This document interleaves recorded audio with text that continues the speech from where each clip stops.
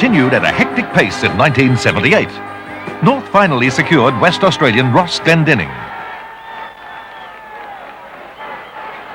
He's picked it up. St Kilda bought Gary Sidebottom. Look at that for strength. How was that for South strength Melbourne by paid Sidebottom? $70,000 for former Fitzroy captain John Murphy and received instant value. Scouting the packs and scouting them very well too for South Melbourne. Comes around on his right foot. He can have a shot in here towards the goal. And the Swans cleared disgruntled rover Norm Goss to Hawthorn. Umpire says play on. Goss picks up the ball, has a snap towards the goal. Yes, completely unnecessary. It's been reported. Completely unnecessary. St Kilda had risen from last in 1976 to be in second place after the sixth round. Then they met Essendon at Moorabbin. It was to be one of the ugliest brawls for years. There were allegations and legal threats. 3 players were reported. Only one was suspended. Gary Sidebottom was suspended for 4 matches for striking Mervyn Nagel. Carl Ditterich, appearing at the tribunal for the 15th time, was found not guilty of striking Simon Madden with both fists to the face. And Doug Booth was found not guilty of striking Max Crowe. When Hawthorn's Peter Knights lined up on Essendon's Paul van der Haar, the sky was the limit. The 2 high flyers staged their own aerial duel while the game went on about them. That high-flying Hawk Knights might have just got the edge on the young bomber this day, but the real winners were sitting in comfort in the stands. Mansfield's kick up to the half-forward line. Van der Haar! Kick out from fullback. Over it goes. Knights in front of a beautiful mark. Knights in front of Van der Haar on this occasion. And he's had quite a few kicks himself.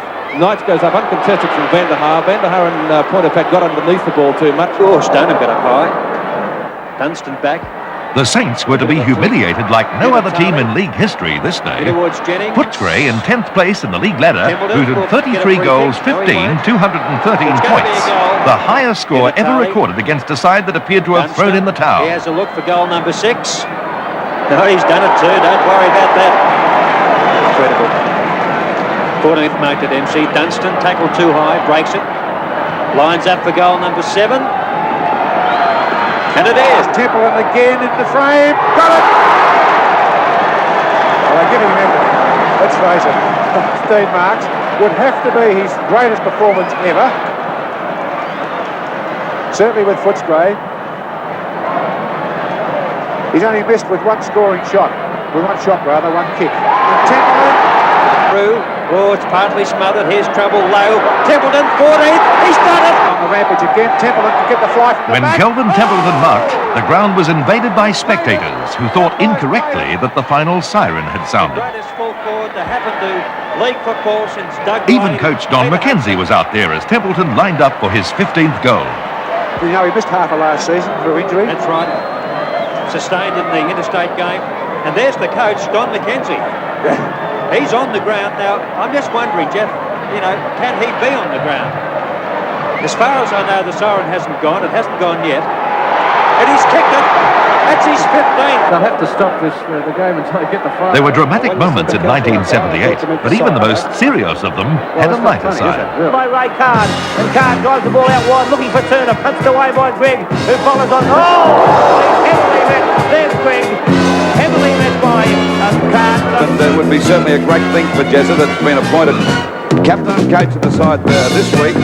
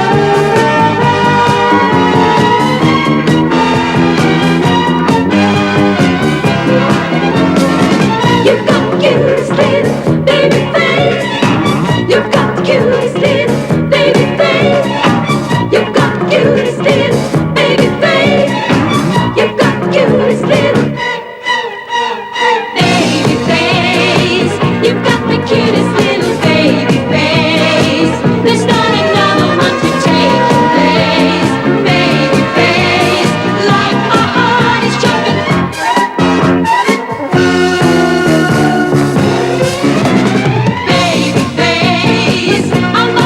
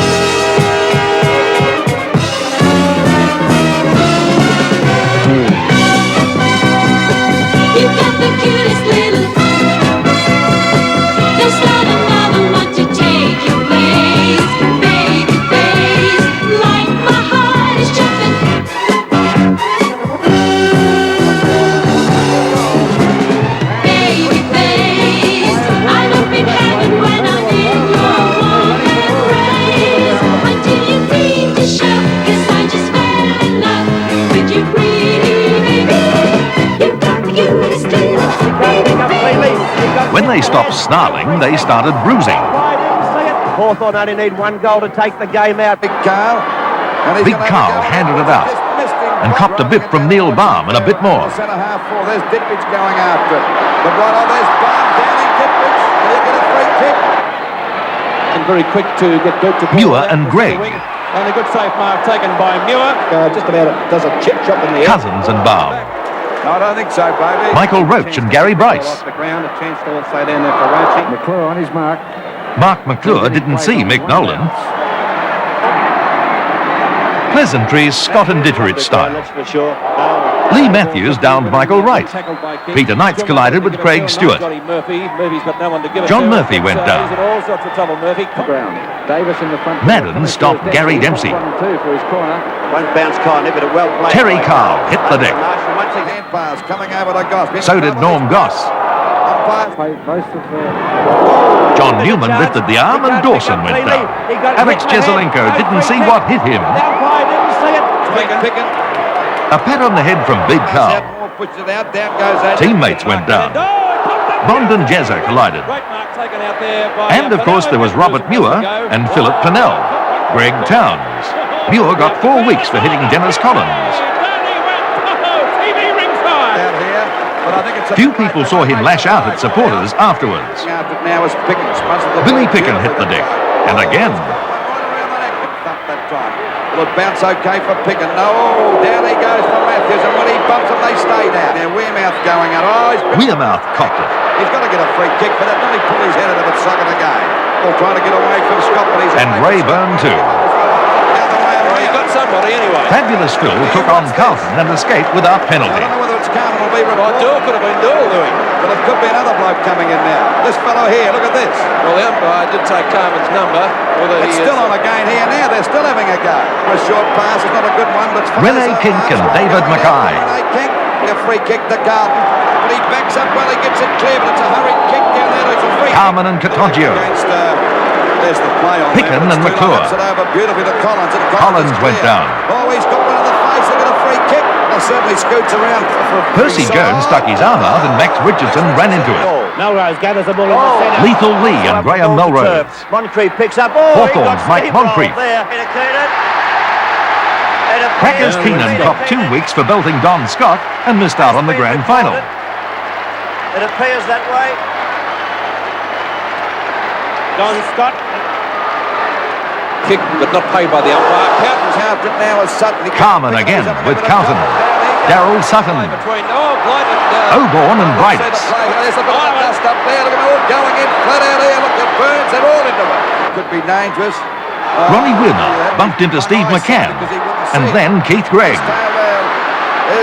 And the crunch of the 1978 finals, Doug Smith and Kevin Worthington as they collided. The Magpies are really going in hard. He hasn't moved. With play like this, Malcolm Blight won North Melbourne's 3rd Brownlow medal in 6 years.